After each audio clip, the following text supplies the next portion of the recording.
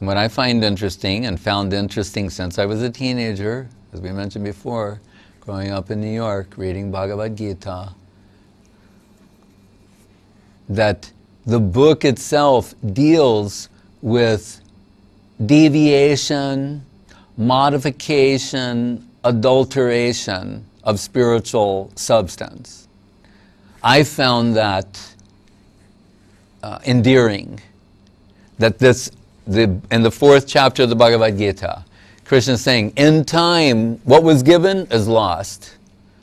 Right? It degraded. And the 11th canto of Srimad Bhagavatam, what is Krishna, his parting words to Uddhava? The slok that mentions, Paramparjena Prakriti Bhaichitra. He said, Prakriti here means temperament. He's saying, according to the temperament of the receiver, the truth, it undergoes modification. Right? The famous example in classrooms, teachers would do in journalism or in other disciplines.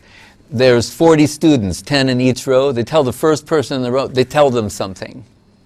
And then they have to turn to the person next to them to tell them all the way down the row, back up. And then the last person stands up.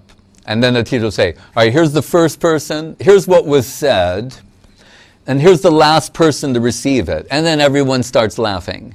Because in time, with each telling, it degraded, it became modified, adulterated, until it turned into something completely different.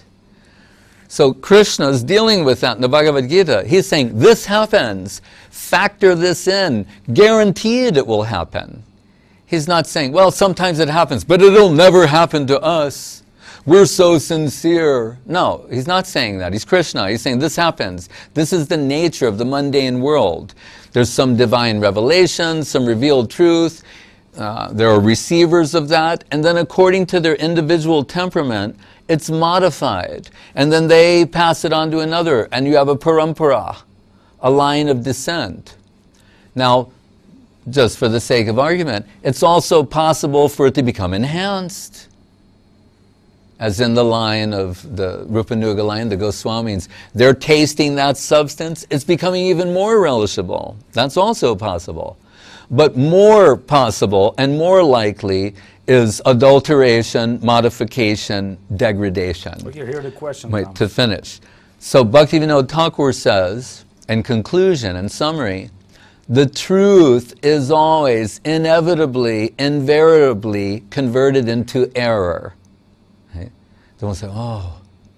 Then the good news, he said, therefore, living revelation, living realization will always be constantly necessary to restore the truth to its former purity. So therefore, it's the job of each generation in a living way to realize revealed truth.